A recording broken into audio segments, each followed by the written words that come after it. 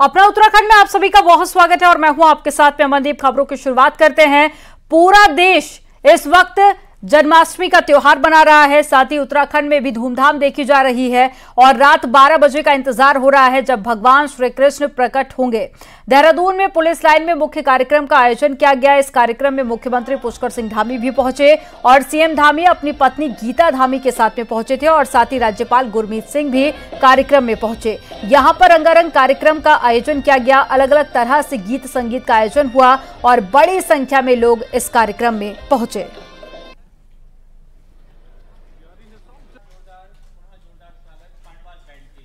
ये तस्वीरें आपको दिखा रहे हैं देहरादून से। ये तस्वीरें जहां पर कार्यक्रम का आयोजन किया गया। पूरे देश में कृष्ण जन्माष्टमी की धूम है और उत्तराखंड के देहरादून में भी सांस्कृतिक कार्यक्रमों का आयोजन किया गया, जिसमें मुख्यमंत्री पुष्कर सिंह धामी अपनी पत्नी गीता धामी के साथ में पहुंचे और यहां पर कलाकारों ने रंगारंग प्रस्तुति दी।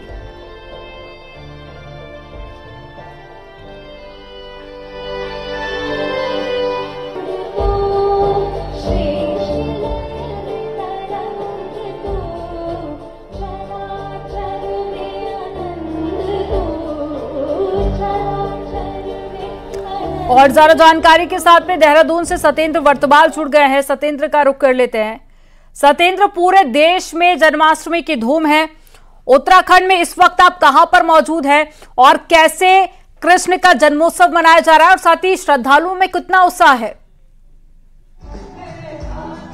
बिल्कुल, मैं तस्वीरें सीधे वो दिखाने चाहूंगा कि उत्साह का दर्शक अपने जो यहाँ पे आप देख सकते हैं कि अभी देहरादून में पुलिस लाइन में हूँ और आप देख सकते हैं अभी हंसराज रघुवंशी यहाँ पे भक्तिमय गीत यहाँ पे लगा रहे हैं और देख सकते हैं कि आप उत्साह देख सकते हैं कि पूरा खचाखच पूरा स्टेडियम यहाँ पे जो पुलिस लाइन में यहाँ पे आयोजन प्रोग्राम हुआ है वो पूरा यहाँ पे पूरा खचाखच भरा है। अभी कुछ देर पहले यहाँ पे सीएम पुष्कर सिंह धामी और राज्यपाल यहाँ पहुंचे थे और कुछ ही देर पहले वो यहाँ से रुके हैं। आप देख सकते हैं पूरा स्टेडियम की बात करें तो श्रद्धालु पूरे भक्तिमय जो गाने यहाँ पे हंसराज रघुवंशी यहाँ पे चल रहा है, तो आप देख सकते हैं यहाँ पे पूरा एक माहौल भक्तिमय हो चुका है। जी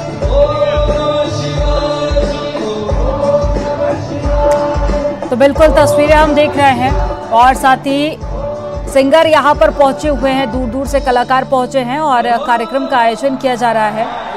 और रात के 12 बजे को लेकर किस तरह की तैयारियां देखी जा रही हैं सतेंद्र, और कौन कौन से खास मेहमान होंगे जो कि रात को जब प्रकटोत्सव होगा उस वक्त शामिल होंगे कार्यक्रम में?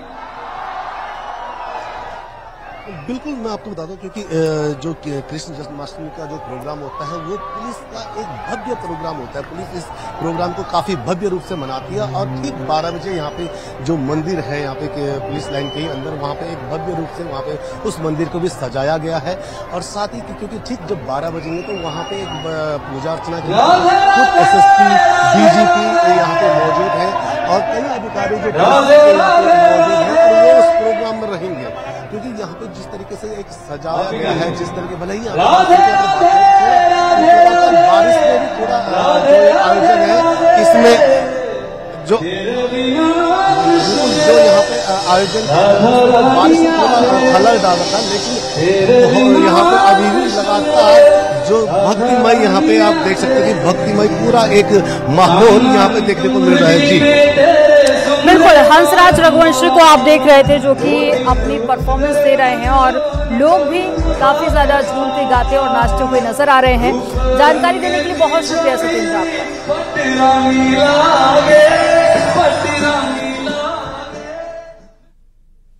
धर्मनगरी हरिद्वार में भी श्री कृष्ण जन्माष्टमी का पर्व धूमधाम के साथ में मनाया जा रहा है। यहाँ पर मठ मंदिरों में कई सुंदर झांकियां सजाई गई। कनखल स्थित बड़ा उदासीन अखाड़े में भी हर साल की तरह झांकियों को देखने के लिए श्रद्धालु पहुंच रहे हैं। वहीं राधा कृष्ण मंदिर में भी श्री कृष्ण जन्माष्टमी की धूम है। लोग झांकियों और कलाकारों के नृत्य को देखकर उत्साहित नजर आ रहे हैं। अलग अलग जगह पर बनाई गई भगवान श्री कृष्ण की झांकियां को देखने के लिए पहुंच रहे लोग अपने छोटे बच्चों को भी कान्हा के रूप में सजाकर अपने साथ लेकर पहुंचे हैं।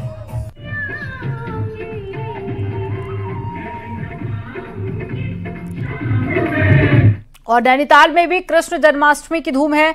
कार्यक्रम में उत्तराखंड के चीफ जस्टिस ऋतु बाहरी, जस्टिस मनोज तिवारी समेत कई अन्य जज बतौर अतिथि शामिल हुए। अधिकारी कर्मचारी भी कार्यक्रम में पहुंचे हैं। इस दौरान पुलिस लाइन में भव्य कार्यक्रम का आयोजन किया गया, जिसमें जिले भर के कोतवाली थानों की झांकियां भी लगाई गई, लेकिन खास आकर्षण गीत संगीत का रहा। लोक कलाकारों द्वारा रंगारंग कार्यक्रमों की प्रस्तुति दी जा रही है। कुछ देर बाद भगवान श्री कृष्ण का जन्मोत्सव बड़े ही धूमधाम के साथ में मनाया जाएगा।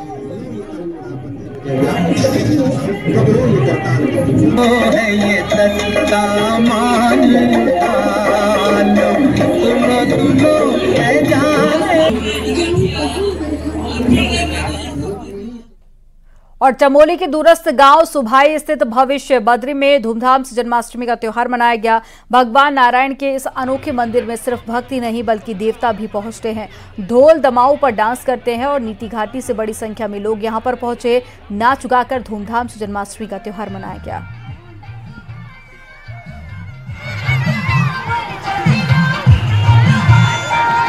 और बद्रीनाथ धाम में भी कृष्ण जन्माष्टमी की धूम है। बद्रीनाथ विशाल के मंदिर में श्री कृष्ण जन्माष्टमी की विशेष तैयारी की गई है। रात 11 बजे से भगवान बद्री विशाल की विशेष पूजा अर्चना होगी। इसके बाद में भगवान बद्री विशाल का श्रृंगार भी होगा। ठीक 12 बजे भगवान श्री कृष्ण के जन्म के साथ ही कृष्ण जन्माष्टमी का उत्सव बड़े ही हर्षोल्लास के साथ में मनाया जाएगा।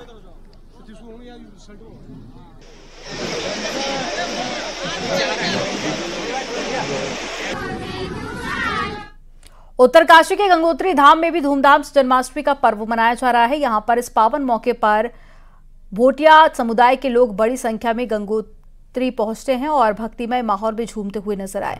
रात 12 बजे तक इसी तरह यहां पर जश्न होगा और भगवान श्री कृष्ण के जन्मोत्सव को मनाया जाएगा।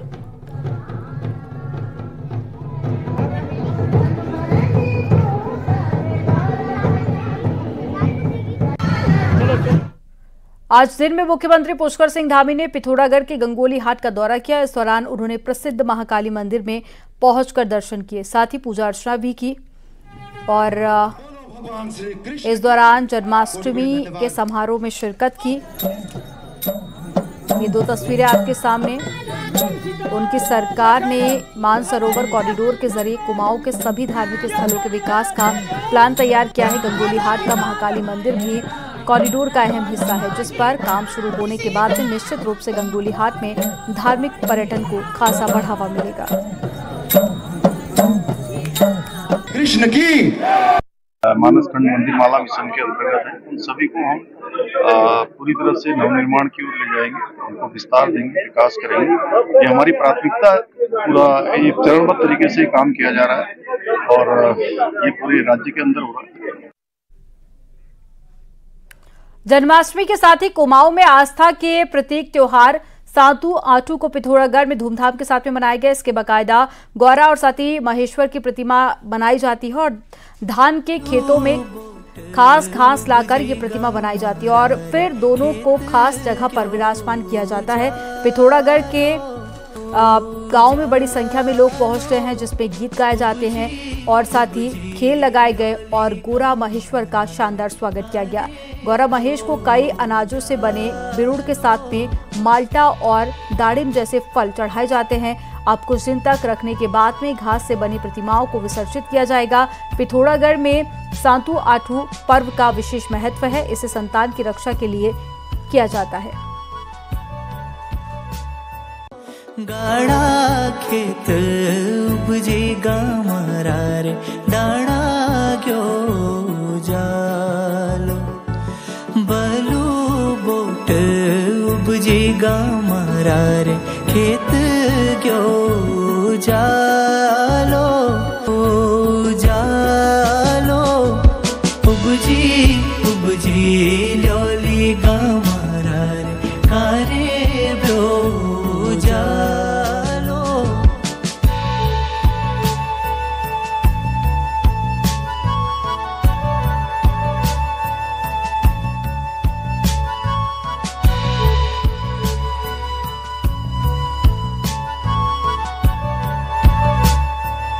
गाड़ा और चमोली के पंगरू गांव में कुदरत के कहर ने सब कुछ तबाह कर दिया है। पंगरू गांव में लगातार बारिश के बाद में भूस्खलन हो रहा है, जिससे 90 से ज्यादा घर प्रभावित हो गए हैं। वहीं कुछ घर बर्बाद हो चुके हैं और लोगों को सुरक्षित जगह पर भेजा गया है। तस्वीरों में आप देख सकते हैं कि गांव में किस कदर बर्बादी हुई है। गांव के ऊपर भूस्खलन हो रहा है, जो कि पूरे गांव को अपनी चपेट में ले रहा है। मलबा और बड़े बड़े पत्थर गांव की तरफ आ रहे हैं। वहीं प्रशासन से लोग नाराज हैं। लोगों का कहना है कि पिछले साल से गांव आपदा की चपेट में है, लेकिन प्रशासन सुध लेने के लिए नहीं पहुंच रहा। काफी बाढ़ ज्यादा हो गई है और जो ये पेड़ पौधे हैं वो जो है हमारी तरफ और ज्यादा पलट रहा है और कभी भी खतरा हो सकता है। पूरे गांव के लिए खतरा है। इधर 54 परिवार तो चपेट में है। अब जो है इसके अंतर्गत आगे पता नहीं क्या स्थिति होगी। कल रात परसों रात से जो है हम उधर ही सो रहे हैं। लोग बाग आ रहे हैं अपने इधर। रात को बारिश आई तो लोग सब सो रखे थे, तो ऊपर से आवाज़ आई कि भागो भागो, तो लोग उधर भाग गए मंदिर की साइड। अच्छा।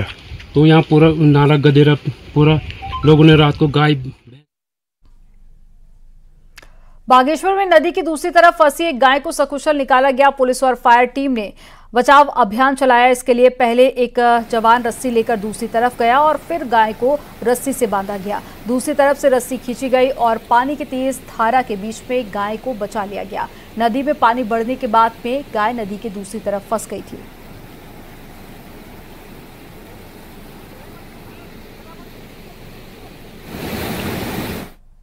रुड़की के गंगनहर इलाके के माधोपुर गांव में गौ संरक्षक दल और साथ ही पुलिस टीम की चेकिंग के दौरान में एक युवक तालाब में कूद गया था, जिससे उसकी मौत हो गई। वहीं परिजनों ने मामले में पुलिस पर हत्या का आरोप लगाया। इस पूरे मामले पर अब राजनीति शुरू हो गई है।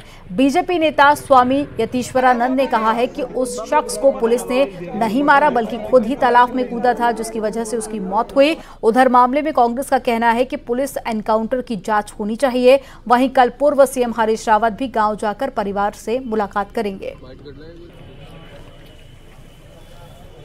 पुलिस के ऊपर ये आरोप लगाया है कि उस पुलिस पर कार्रवाई होनी चाहिए। उन्होंने उसको स्वयं मारा है, लेकिन मैं बताना चाहता हूँ उसमें पुलिस ने उनको नहीं मारा, वो व्यक्ति स्वयं जाकर मरा है। हमारा कहना यह है कि अगर किसी की हत्या हुई है, अगर पुलिस एनकाउंटर करती है, उसकी भी मजिस्ट्रेट द्वारा जांच की जाती है। हिंदुस्तान के कानून का यही नियम है। सांस्कृतिक नगरी अल्मोड़ा की पहचान सिर्फ संस्कृति के क्षेत्र तक ही सीमित नहीं है। अब यहाँ के युवा खेल से लेकर विज्ञान तक में अपने झंडे गाड़ रहे हैं। ऐसे ही एक युवा रक्षित भट्ट हैं, जिनसे खुद प्रधानमंत्री मोदी ने बात की है। रिपोर्ट आपको दिखाते हैं।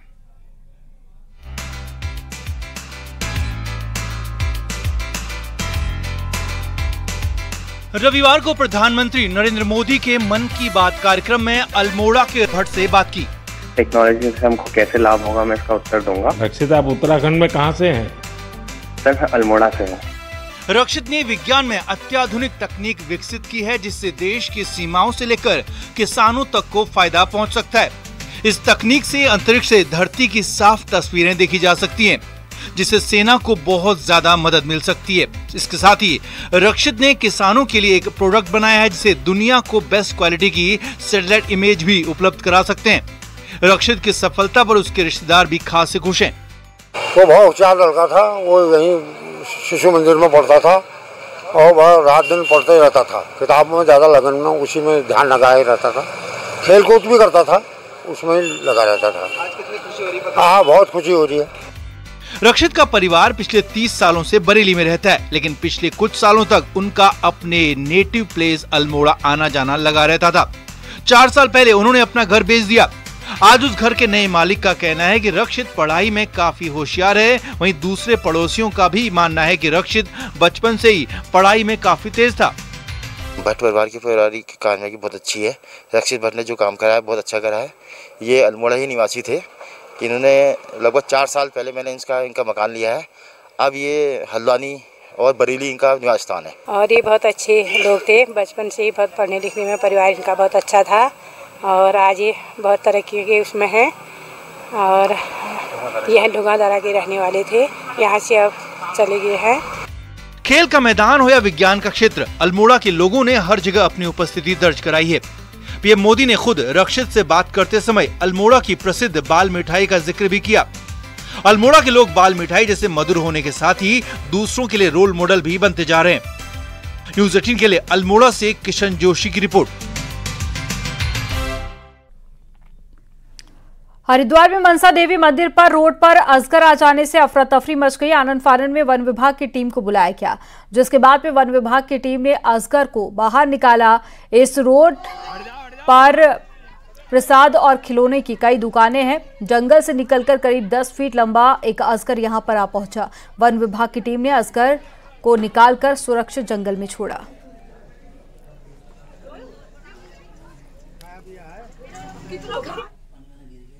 सीएम योगी गोरखपुर पहुंचे हुए हैं। मुख्यमंत्री योगी आदित्यनाथ ने बच्चों के साथ में बातचीत की। जन्माष्टमी के पावन मौके पर सीएम योगी कार्यक्रम में पहुंचे हुए हैं। राधा कृष्ण बने बच्चों संग मुख्यमंत्री योगी आदित्यनाथ की ये तस्वीरें आपके सामने हैं। छोटे छोटे बच्चों को श्री कृष्ण के बाल रूप में बनाया गया है, सजाया गया है। और ऐसे में मुख्यमंत्री योगी आदित्यनाथ की ये तस्वीरें आपको दिखा रहे हैं। गोरखपुर से गोरक्षनाथ मंदिर में पहुंचे हैं। पूजा अर्चना की तस्वीरें भी इससे पहले आपने देखी और अब बच्चों से दुलार करते हुए मुख्यमंत्री की ये तस्वीरें। और देखिए, बच्चों को चॉकलेट भी मुख्यमंत्री दे रहे हैं। तो आज जन्माष्टमी का पर्व है और ऐसे में मथुरा हो या गोरखपुर हो, देश के अलग अलग हिस्सों में जन्माष्टमी के रंग देखे जा रहे हैं। धूमधाम से लोग जन्माष्टमी का पर्व मना रहे हैं। और ये सीधी तस्वीरें आपको दिखा रहे हैं गोरखपुर से, जहां पर मुख्यमंत्री योगी आदित्यनाथ जन्माष्टमी कार्यक्रम में पहुंचे हैं।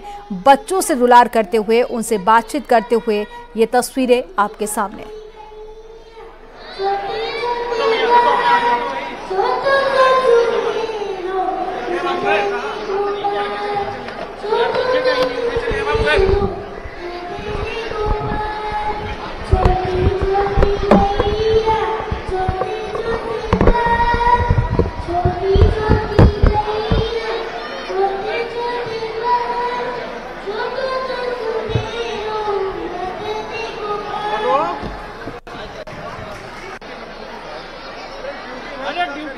तो छोटे छोटे बच्चे कृष्ण के रूप में, बाल रूप में बनकर यहाँ पर पहुंचे हैं। और मुख्यमंत्री योगी आदित्यनाथ गिफ्ट भी दे रहे हैं, बच्चों को चॉकलेट भी दे रहे हैं और बच्चों से प्यार और दुलार भी कर रहे हैं। तो जन्माष्टमी कार्यक्रम की ये तस्वीरें आप गोरखपुर से देख रहे हैं, जिसे मुख्यमंत्री का गढ़ भी कहा जाता है। और गोरक्ष पीठाधीश्वर भी है मुख्यमंत्री योगी आदित्यनाथ। और जन्माष्टमी के मौके पर खास कार्यक्रम का आयोजन गोरखपुर में भी किया जा रहा है।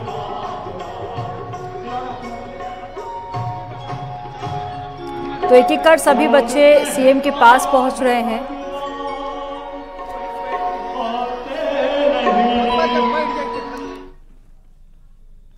अब आपको दिखाते हैं एक हैरान कर देने वाली तस्वीर जो कोर हिमालय से आई है। पिथौरागढ़ जिले में स्थित और चीन बॉर्डर पर मौजूद ओम पर्वत से बर्फ पूरी तरह से गायब हो गई है। न सिर्फ ओम पर्वत बल्कि आसपास भी कहीं बर्फ दिखाई नहीं दे रही है। हालात ये हो चुके हैं कि पूरी तरह से पहाड़ सूखे हुए दिखाई दे रहे हैं। जबकि ओम पर्वत पर पहले साल भर बर्फ रहती थी, लेकिन ग्लोबल वार्मिंग का असर कहें या फिर ओम पर्वत तक सैलानियों की बढ़ती संख्या, अब हालात ये हैं कि अगस्त के महीने में ओम पर्वत पूरी तरह से सूख चुका है और बर्फ का नामो निशान नहीं है। दो तस्वीरें आपके सामने हैं, आप देख सकते हैं कि कैसे ओम पर्वत पर बर्फ रहती थी, जो कि अब पूरी तरह से गल चुकी है।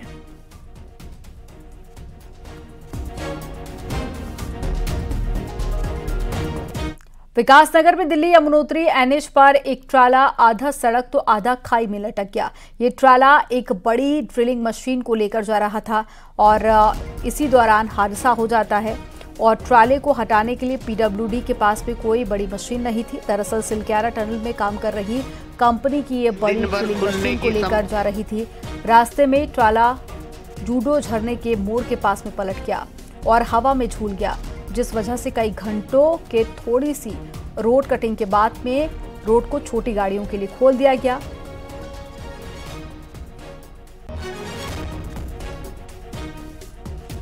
तो ये तस्वीरें देखिए आप,